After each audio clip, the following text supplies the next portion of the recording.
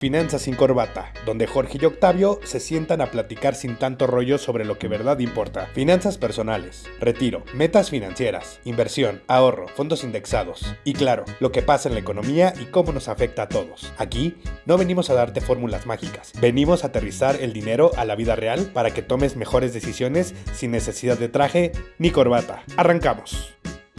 Bienvenidos a Finanzas sin Corbata, donde hablamos del dinero sin complicaciones. Bueno, pues el kilo de tortilla sube, el dinero me alcanza cada vez menos y siempre esa palabra de inflación suena en la fila del súper, pero literalmente mucha gente no conoce por qué suben los precios, por qué te alcanza menos el dinero. Pero bueno, vamos a darle. Hola George, ¿cómo estás? Hola, ¿qué tal Octavio? ¿Cómo estás? Pues muy interesante todo esto que nos comentas. Así es, en el tiempo dirían ya algunos memes, algunas cuestiones que era más barato comprar un terreno hace 30, 40 años que hoy. Así es, ese es el efecto de la inflación, ¿no? ¿Qué es lo que nos explicarás el día de hoy? Claro que sí, así es exactamente, Jorge. O sea, exactamente como lo acabas de mencionar. Pues sí, hace muchos años comprar tierra era muy diferente a comprarla hoy. Y a fin de cuentas es un efecto que literalmente afecta en nuestras finanzas personales. Y algo muy importante, bueno, ¿cuál es la definición de la inflación? Pues no es más que el incremento de precios en un periodo determinado. Y algo que aquí estamos viendo en una gráfica, hace 10 años una Coca-Cola costaba 25 pesos de 3 litros y hoy cuesta 45 pesos. O sea, realmente ha subido bastante, ¿no? Pues casi digamos que se duplicó el precio, ¿no? Es correcto, total. En 10 años estás diciendo que una Coca-Cola de 3 litros casi pasó al doble de su valor, ¿no? Correcto. Por lo que entiendo. Y esto se ve representado, pues obviamente, en todos los insumos de que hay en una tienda, todo lo que consumimos día a día. Tanto todo sube, todo baja, ¿o no es así? Correcto, así es. Es importante mencionar que sí, exacto, los precios tienen, algunos se comportan a la alza, luego bajan, luego vuelven a subir, pero a fin de cuentas, como estás viendo la gráfica, es perfectamente ilustrativa. La inflación nunca baja, o sea, la inflación siempre va para arriba. Si ves la línea, no va hacia abajo, sino todo lo contrario. Y es muy interesante porque la inflación en ese periodo ha subido prácticamente un 61%, que equivale al 4.92% anual, que es el índice de precios al consumidor, que mide el incremento de los, ahora sí, productos básicos de la canasta, ¿no? Y aquí es súper importante mencionar que la Coca-Cola estaba haciendo, ahora sí que utilizando mi calculadora financiera, George, y déjame decirte que subió el 6%, por arriba de la canasta básica. Obviamente no es un producto de canasta básica, aunque así pareciese, ¿no? Pero subió más que la inflación del IPC. Entonces, pues bueno, pues vamos a ver 6 diferentes causas, ¿no?, que afectan a la inflación, que es muy interesante. La primera que aquí vemos es la parte de la inflación por demanda, ¿no? Es cuando mucha gente quiere algo, literalmente, llamémosle lo que tú quieras, pero no se puede satisfacer precisamente esa demanda. O sea, hay más demanda que oferta. Y eso sucede mucho, por ejemplo, en los conciertos, ¿no? ¿Qué sucede cuando va a cantar, por ejemplo, Luis Miguel? Pues los precios son mucho más altos que, pongamos, no sé, a Cristian Castro o a Alejandro Fernández. Pues el que más va a cobrar o el que cobra más hoy es, obviamente, Luis Miguel.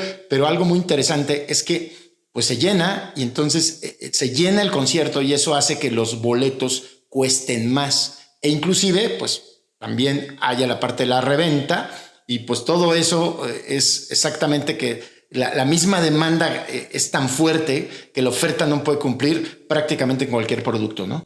Sin duda esto hace que muchos precios dentro de, que no son de canasta básica, como de consumo, pues de entretenimiento, de consumo semanal, quincenal, puedan hacer que se vean influenciados por esto, entiendo. Correcto, y pues como tú lo sabes, ¿no?, que te gusta el fútbol, pues tú sabes que no es lo mismo un América Guadalajara que un América, no sé, Mazatlán, ¿no? Entonces, ¿qué pasa con un América Guadalajara? Pues ¿cómo están los boletos, George? Sí, pues no sé, un América Guadalajara te podría costar 600 pesos y pues un, no sé, América Juárez te podría costar unos 100 pesos. No, ya no. Okay. 250. Okay. O sea, y un América Chivas que se hace unos 800. Ok, correcto. Uh-huh. Y se puede volver insuficiente el estadio ya sea hoy el Azul, ¿no? O el estadio de Chivas, ¿no? O sea, se puede volver insuficiente para todas las gentes que quieren ir a ver el partido. Pues normalmente cuando es liguilla sí, ¿no? Ya en forma regular no, pero en liguilla sí yo creo que aplica más. Correcto, ¿no? Entonces obviamente la gente quiere ir al estadio y los boletos suben de precio porque es un partido atractivo, porque lleva muchos años y vamos, es un clásico y eso hace que volvemos a lo mismo, la demanda por esos boletos sea más alto y tengan esa posibilidad, que eso es lo que más me llama la atención, de subir los precios, ¿no? Sí, que como tal afecta la parte del consumo de las personas que quieren esos boletos a que el precio sube o baje. Correcto. Pero bueno, pues continuemos con la siguiente causa. Correcto, ¿no? Y luego viene, pues obviamente la inflación por costos, que se me hace muy interesante. Esa inflación literalmente pega en cualquier producto y a mí me gusta mucho hacerlo de forma simple, ¿no? Por ejemplo, yo estoy tomando una taza de café, ¿no? Y bueno, el café pues necesita ciertas materias primas para elaborarlo y si esa materia prima está subiendo, pues obviamente el costo de producirlo va a ser más alto, paso número 1. Pero ahora imagina, George, que suben los energéticos, que prácticamente con eso mueves el café, pues no sé, de Veracruz para Chiapas o para Ciudad de México o inclusive para exportarlo a diferentes partes del mundo, que es lo que pasa con el café mexicano. Lo que quiere decir que si esos insumos y esa energía, bueno, empiezan a subir, pues obviamente tienes que subir el precio y esto a fin de cuentas va a afectar al consumidor directo, ¿no? Porque obviamente las empresas pues lo que quieren es seguir ganando lo mismo, pero pues ya no pueden, entonces tienen que hacer un sobrecosto y ahí pasa otra vez lo de la inflación, sobre todo con los energéticos, ¿no, George? Todo tiene que ver con las transacciones que se realizan, ¿no? Cada una de esas transacciones va implicando en el costo y también entiendo que si las personas de alguna forma van haciendo más transacciones, pues esto ayuda a la economía, ¿es correcto? Claro, de acuerdo. Sí que ese es un punto económico, ¿no? Que mientras hay más liquidez, hay más digamos, compras de productos, más transacciones, por supuesto que la economía va mucho mejor, ¿no? Pero bueno, volviendo al tema, si suben los energéticos, si sube la parte de las materias primas, pues va a generar una inflación, ¿no? Ok. De alguna forma, pues a fin de cuentas el dinero la inflación es causada por la parte de las personas que compran y la parte de qué tanto recurso hay para poder comprar o no. Correcto, sí, claro que sí, porque también si hay más dinero, pues obviamente es diferente, ¿no? Si hay más circulación. Pero bueno, creo yo que es súper importante. El punto número 3 es literalmente la parte de imprimir dinero, ¿no? Literalmente todos los países o la mayoría de los países imprimen dinero y lo que sucede cuando hay una impresión muy alta, como por ejemplo fue en el COVID, que donde se imprimió mucho dinero precisamente porque había una crisis muy fuerte, pues ahora sí que a mayor oferta, o sea, quiere decir a mayor impresión de dinero, pues el dinero pierde valor porque hay mucho dinero en circulación. Entonces eso provoca que el dinero cueste menos, ¿no? O sea, pues sí, puedo tener vamos a llamarle plus de imprimir dinero, pero a fin de cuentas lo estoy abaratando, ¿no, George? Pero hay un punto que me queda como una duda. Cuando se imprime dinero también significa que hay mucha oferta de servicios, pero no hay tanta demanda, ¿no? O sea, la gente no requiere comprar tanto. No, bueno, cuando se imprime dinero, volviendo un poquito como al tema del COVID, pues es porque precisamente, pues mucha gente, quiero haber sido la etapa más fuerte de desempleo, ¿no? Entonces, pues tienen que haber causas sociales, ¿no? Como la productividad de las personas hace que baje. Correcto, la gente que se quedó sin trabajo, pues tiene que tener lana y al no tener dinero, pues el gobierno hace esos incentivos, imprime dinero y genera precisamente inflación por todo el volumen del dinero que hay en circulación, ¿no? Entonces ese es el tema central del punto número 3, ¿no? Me parece ideal. Correcto, entonces... Bueno, pues y digo, el punto 4 tiene que ver con la devaluación de la moneda, que eso es súper interesante, ¿no? O sea, si el peso mexicano pierde valor contra el dólar, pues al momento que intercambias tu moneda, pues vas a tener que pagar más dinero por un dólar y eso hace que provoque inflación. Y de hecho, si nos vamos muy para atrás, nos damos cuenta que antes, no sé si lo recuerdes, George, pero pues eran unas devaluaciones impresionantes que seguramente le tocaron a tus papás. A mí particularmente me tocó, no sé qué recuerdes de esa parte, George. Pues no, la verdad yo nací en el 94 y desde que tengo idea ya todo ya costaba $2.50, entonces digamos que una devaluación no está dentro de mis parámetros de conocimiento, pero aquí sí yo creo que tú nos podrías decir qué hizo que el país cayera como en esa situación. Cuéntanos tú qué estabas haciendo. Claro, ¿Cuál era el momento sí, en el que entiendo que se quitaron 3 ceros al peso? Sí, la quiero verdad entender. es que sí, pasaron muchas cosas, ¿no? Yo creo que fue la crisis financiera del 95, que fue muy complicada, ¿no? Luego aunada a ciertas crisis que hubo en Estados Unidos. Entonces sí, el mundo pasaba, digamos que el mundo se movía muy diferente a como se mueve hoy. Y eso explica claramente que los chavos que acaban de nacer y tu caso que tienes 30, 20 o repito que acaban de nacer, pues no tengan tan presentes esos temas y que hoy en día digamos que como se comporta tanto la parte social, económica, pues es muy diferente y entonces ya no hay esas devaluaciones tan explosivas donde el tipo de cambio no sé, estaba a 12, se iba a 25.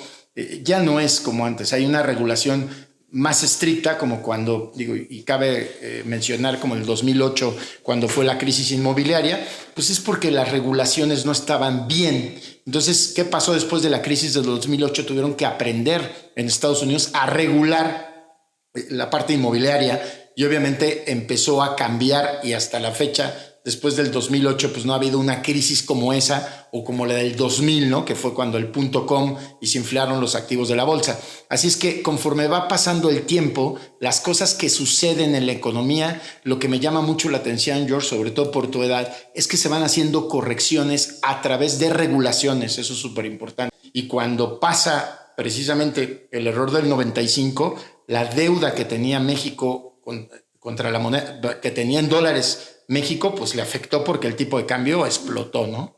Y de ahí viene como el tema que tú mencionabas de los 3 ceros. A fin de cuentas, ese es un tema muy interesante.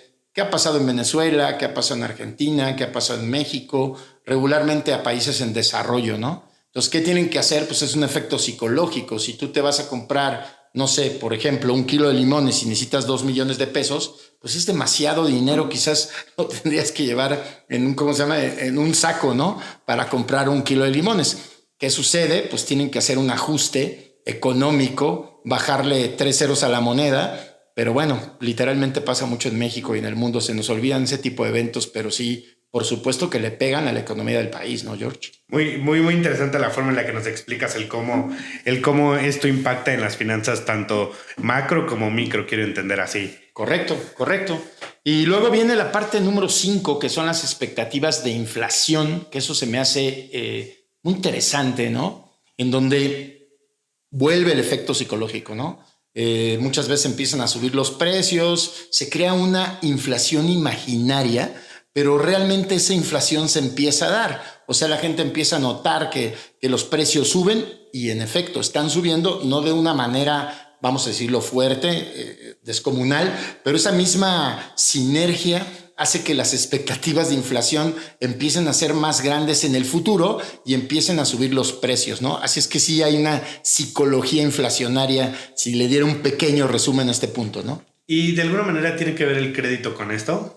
Bueno, la inflación, sí, todo va conectado, George. Son temas que van muy conectados, pero bueno, creo que lo más fácil de explicarlo y tratarlo de ser lo más terrenal posible, cuando hay inflación, los bancos centrales tienen una herramienta que se llama tasa de interés. Cuando la inflación se dispara demasiado, lo que tienen que hacer los bancos centrales es usar la herramienta, subir la tasa de interés, con la finalidad de desincentivar el consumo, o sea, literalmente sacar dinero de circulación, precisamente para que la gente ya no gaste tanto dinero, subir la tasa, lo que quiere decir que la gente va a pedir menos crédito porque está alta la tasa, y por el otro lado, que se me hace muy interesante, para mí se me hace aquí la clave de lo que tú quieres saber, es que la inflación va a empezar a bajar porque también la tasa de interés va a ser alta y tú vas a dedicarte a ahorrar, porque los CETES en ese momento te van a dar más dinero, hasta que llega una corrección, ¿no, George? Así es que sí va interconectado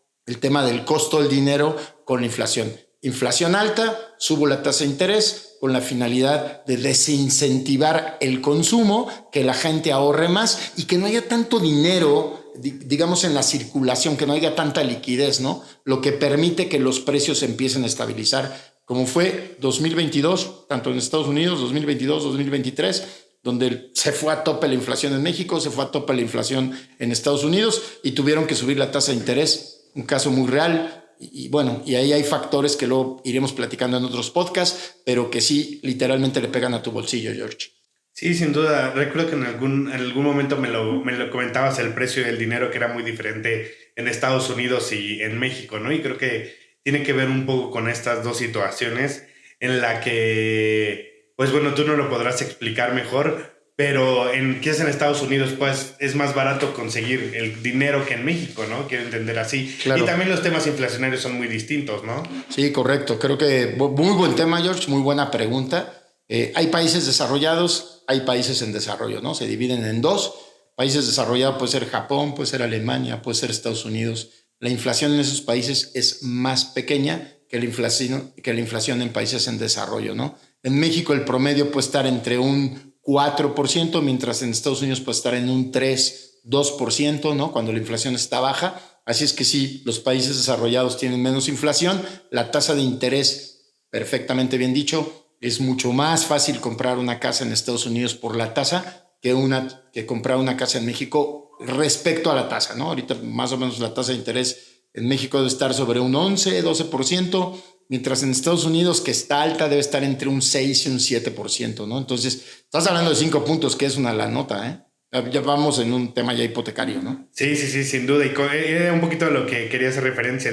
Es un 5%, es un porcentaje alto en crecimiento del dinero, ¿no? Claro, y sobre todo, digo, mencionas algo muy interesante, que a fin de cuentas, ellos tienen, digamos que usan el crédito, en primer lugar, como con mucho más conciencia, porque es un país desarrollado que está muy metido en el tema financiero o más metido que en los países en desarrollo.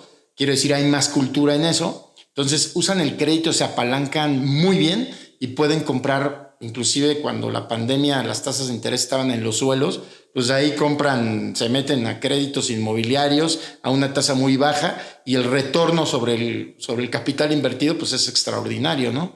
Después suben las tasas, pero bueno, ellos ya compraron en el momento adecuado, ¿no? Así es que creo que sí, el tema de incentivar la economía, la verdad es que los países en desarrollo lo manejan muy bien. Y digo, a fin de cuentas es la política monetaria, es como se mueve la lana y es a donde estamos hoy parados, ¿no? Y que estén bien parados también esos países no significa que no haya inflación, un porcentaje mínimo, pero la hay, ¿no? Claro, no, sí, claro. Y digo, Estados Unidos ahorita está pasando una situación compleja, digo, entre 2000... Digo, todo tiene que ver un poquito, George, que es muy buena pregunta.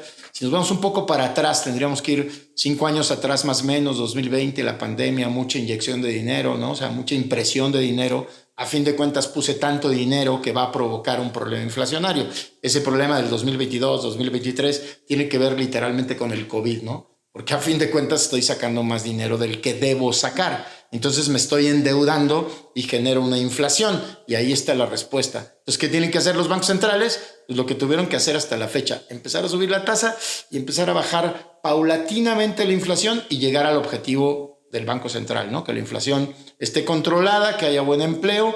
Estados Unidos ya no llega ahí, está muy cerca. México también va por buen camino y las cosas están cambiando. Pero el costo de hacer algo económicamente, ya sea político o social, puede repercutir mucho en tu bolsillo, ¿no, George? Sin duda, me queda claro que entonces, mientras esas deudas se paguen, la economía puede ir bien, sin ninguna duda. Correcto, mientras hay una compensación, ¿no?, entre el dinero que imprimo y que la economía pueda palear, digámoslo así, palear todo lo que hiciste, ¿no? Pero eso no es de un día, ni de 2, ni de 5, sino lleva muchos años. Digo, estamos hablando que el fenómeno fue en el 20. Otro punto que pega mucho en la inflación es la cadena de suministros, ¿no? Lo que pasó en el 2020, pues es que muchas cosas no se podrían transportar y obviamente subieron los precios por eso, porque ahora te salía más caro transportarlo y eso pegó y sigue pegando porque aún así todavía no hay ciertas cosas que tú quieres comprar debido a la pandemia y ya estamos en el 2025. Como por ejemplo, vamos a pensar automóviles o piezas electrónicas. Algunas medicinas, ¿no? Algunas medicinas, ¿no? Entonces, pues sí. Y el sexto punto pues, tiene que ver con el tema de los factores internacionales. Que es un poquito lo que ya nos adelantamos al tema, ¿no? Que era lo que me decías sobre también cómo un país importa, exporta y toda esa parte. Correcto, sí, o sea, la clave está en eso y aparte no solamente eso, George, sino piensa en las guerras, ¿no? Las guerras regularmente generan inflación por cuestiones, por ejemplo, vamos a pensar entre la guerra de Ucrania y Rusia, pues ahí hay de por medio el trigo, está de por medio el petróleo, ¿no? Y entonces, se podría decir que el financiamiento para transporte de soldados, todo eso es como imagínate, un activo en algún momento, ¿no? Correcto. Digo, quiero entender que es también un tipo de transacción en la que llevan soldados y traen un tipo de beneficio, quiero entenderlo así, ¿no? Claro, pero transportarlos pues tiene que ver con la energía, ¿no, George? Con dinero, poner armas, ¿no? Poner al pie en el frente de guerra, pues a los soldados es costoso. Es muy costoso y sobre todo yo creo que hoy en la política que lleva Donald Trump es muy claro que él no quiere que el petróleo suba, porque ha hecho un trabajo, digamos, para mi gusto, Jerome Powell, bastante bueno para llevar las tasas de interés a un nivel alto, pero tampoco bajarlas como se lo está exigiendo Donald Trump, porque precisamente podría crear una inflación si los datos, vamos, no van a la par como debes de hacer los movimientos estratégicos como el jefe del Banco Central, ¿no? Que en este caso Jerome Powell. Pero lo que no quiere ahorita en este momento Donald Trump, porque su economía obviamente lo que está buscando es que crezca, ¿no? Es que se le suba el petróleo. Entonces trata de evitar de alguna forma las guerras, porque es otro punto, se da cuenta que el financiamiento ya es muy caro porque la guerra se quedó muy estática, ¿no? O sea, digamos que sigue ahí, pero no se termina. Obviamente hay un financiamiento, como bien lo dijiste, entonces se vuelve un problema ahí fuerte para Estados Unidos, que bueno, pues tú lo sabes, pues quién más que uno de los fabricantes más altos de armamento, ¿no? Y es importante, pues ahora sí, como lo dices tú, las guerras no traen buenas cosas y sobre todo pueden generar mucha inflación, ¿no? Sobre todo por la parte energética, ¿no? Sí. Y desincentivar el gasto de alguna forma, entiendo que hace que otras personas ganen menos, ¿no? Y es como una cadena es un término que me resulta bastante interesante. Cuando la gente deja de gastar, no es solamente dejan de gastar, otros dejan de ganar, ¿no? Entonces la economía ahí se pausa y es algo que tampoco es conveniente, pero entiendo que en algún momento es necesario para que la inflación pare y los costos no se eleven mucho, ¿es así? Sí, correcto, George. Es que yo creo que, bueno, los bancos centrales tienen dos cosas muy importantes, que digamos que vamos a decir que ese es su meta objetiva, ¿no? Que es la estabilidad de precios. Ya expliqué al principio que la inflación siempre va a subir, pero que sea estable en Estados Unidos puede estar en 3, 2%. Es una inflación, vamos a decir, moderada, ¿no? Se dispara de eso, pues, problema, ¿sí? Y la segunda parte es el buen empleo. Entonces, lo acabas de mencionar, ¿no? Entonces, si esas dos variables no están bien, pues ahí podría ser el tema de una recesión, ¿no? O sea, si no hay empleo y hay inflación, inclusive yo ya subí las tasas de interés y no pasa nada, porque puede pasar este fenómeno, pues realmente estoy en un grave problema, porque ya ni subiendo la tasa, pues pasó lo que tú pensabas, que ibas a hacer que hubiera menos consumo y que ibas a sacar dinero de circulación, y no pasa, pues entonces ya tenés un grave problema, en lo cual puedes entrar en una recesión, ¿no? Entonces, los bancos centrales tienen que literalmente, pues con agujitas y pincitas, mover, digamos que los hilos de forma estratégica, ¿no? Pero sí, lo dijiste muy bien, el desempleo, que es la parte desempleada de las gentes. También debe haber un punto en donde si el desempleo es mayor en la medición, pues hay muchos problemas, ¿no? Porque pues obviamente, como dices tú, el dinero que gano yo lo voy a llevar a un centro comercial y el dinero que gano yo es dinero que gana otro. Lo que tú hablabas de una transacción, ¿no? En pocas palabras, ya sea a través de efectivo o crédito, ¿no? Entonces, mientras el dinero va fluyendo a los diferentes sectores, pues la economía va bien. Pero en el momento que ese flujo se para, pues hay problemas en el país, ¿no? Interesante. Una forma bastante interesante de entender cómo se arma la economía. Y pues hemos terminado con los 6 puntos, ¿sí? Las cosas principales. Sí, correcto. Y aquí fíjate que me gustaría agregar esta gráfica, ¿no? Que se me hace muy interesante porque a fin de cuentas, creo yo, y esto se me hace de verdad importante, el tema de la inflación se influye en tus inversiones. A ver, vamos a pensar que la inflación en México fue 4%. Todo el dinero que tú traes por abajo del 4% literalmente está perdiendo dinero. Ya lo vimos, ¿no, George? O sea, pierde dinero. Todo aquel dinero que tú puedes equiparar al rendimiento de la inflación, lo único que va a hacer es que no vas a perder poder adquisitivo. O sea, va a subir lineal, ¿no? Al 4%, lo metes a invertir, que te dé la inflación y vas a subir conforme a la inflación. Pero luego viene, para mí, uno de los instrumentos más importantes que hay para una buena inversión a largo plazo y superar la inflación, porque eso está prácticamente escrito en el tiempo, ¿no? Que es un factor importante. Es si yo tengo una tasa de retorno que de media ha ganado el 10%, como es el S&P 500, la inflación está al 4%, yo estoy ganando un 6% arriba de la inflación, George. Y eso es lo importante de una inversión, que la inflación es el impuesto más caro y el enemigo más caro para tu bolsillo. Así es que no te tienes que quedar parado. Lo que tienes que hacer es invertir tu dinero para ganarle a la inflación. Ese es el objetivo de una inversión. Y si lo logras en el tiempo, pues lo que te alcanza, más bien lo que tú gastabas hoy para vivir posteriormente en tu retiro, y si lo invertiste a una tasa de retorno que te dio un 10% contra una inflación de 4%, no solamente vas a poder vivir igual, sino vas a poder vivir mejor porque te va a alcanzar para eso y más, ¿no?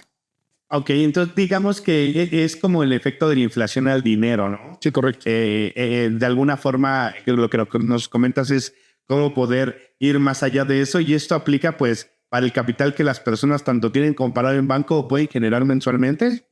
Sí, correcto. O sea, lo que tú quieras, ¿no? O sea, si tú lo tienes en el banco y te está pagando un 2%, bien dicho, pues estás por abajo de la inflación, estás perdiendo el 2%. O sea, no tienes un rendimiento positivo, ni siquiera alcanzas lo que se le conoce como un rendimiento real, que va a la par de la inflación.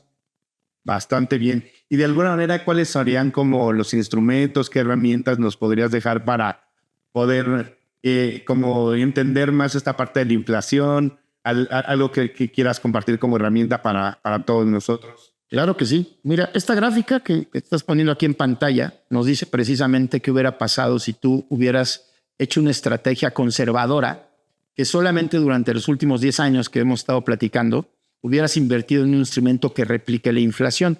Hubieras ganado un 200% con una tasa de interés que aquí lo estás viendo de 4.92 tasa de interés, lo que hace un 200% de ganancias. Quiere decir que multiplicaste por 1, ¿no? Metiste 100,000 pesos y tienes 200,000. O sea, tu lana más 100,000. Pero si lo hubieras metido en el S&P 500 en el mismo periodo, te hubiera pagado un 13.98%, que es un 13.98 tasa de interés, que es un 269%, George. Lo que quiere decir que multiplicaste por 6 tu dinero. Esos 100,000 pesos se hicieron 719. 100,000 más los 619, ¿no? Entonces, no es lo mismo multiplicar por 1 tu dinero que multiplicar por 6. Aquí te das cuenta de la diferencia. Repito, si lo hubieras invertido en un instrumento que replicara la inversión durante 10 años, lo hubieras multiplicado por una vez más. Pero si lo hubieras invertido en el S&P 500 durante el mismo periodo, 10 años, lo hubieras multiplicado por 6 veces. Ok, me queda claro. Y a fin de cuentas es como la toma de una decisión, ¿no? Es como la toma de una decisión de, ¿sabes qué? Este dinero, estos 100,000, ¿qué voy a comprar con estos 100,000? Podrías comprar, no sé, me voy a un ejemplo muy absurdo, 100,000 picafresas, que es un ejemplo muy absurdo, y venderlas en $1 cada una, ¿no? O podrías comprar acciones, a fin de cuentas, acciones en la bolsa de valores, o podrías comprar un ETF directo, como lo comentas, que es el S&P 500. Okay. Y de alguna forma todos van a tener su crecimiento en el tiempo, pero quiero entender que el S&P 500, este porcentaje te lo da de alguna forma sin necesidad tú de estar al pendiente de él. Quiero entenderlo así, ¿no? Claro, muy bien dicho, George. Es una gestión como se le conoce pasiva, ¿no? En donde realmente es una cesta, imagínate una canasta en donde metes las mejores empresas de Estados Unidos ahí, y de acuerdo al crecimiento que van teniendo, pues obviamente hacen un promedio y al final llegamos a ese 13.98% que estás viendo aquí en la gráfica, y es como el dinero se multiplicó 6 veces, ¿no? Bastante bien. Me parece bastante claro. Sí, ya realmente lo haces a través de una compañía, listo, y vámonos, ¿no? Ok, me parece ideal. Ya nos explicarás un poco más de cómo se realiza eso. Claro que sí. En otro capítulo, George, pues creo que yo diría por concluido este podcast. Espero les guste como siempre. Y bueno, pues ya sabes, lo hacemos divertido, lo hacemos lo más simple posible y bueno, ese es el objetivo de Finanzas sin Corbata, ¿no, George? Perfecto, pues si tú dices que esto es todo, te agradezco mucho el haber estado en este capítulo, el haber estado aquí los dos en este capítulo y pues no sé si tengas algo más que comentar. No, muchas gracias y como siempre, hasta la próxima. Finanzas sin Corbata, donde Jorge y Octavio se sientan a platicar sin tanto rollo sobre lo que verdad importa. Finanzas personales, retiro, metas financieras, inversión, ahorro, fondos indexados y claro, lo que pasa en la economía y cómo nos afecta a todos. Aquí no venimos a darte fórmulas mágicas, venimos a aterrizar el dinero a la vida real para que tomes mejores decisiones sin necesidad de traje ni corbata.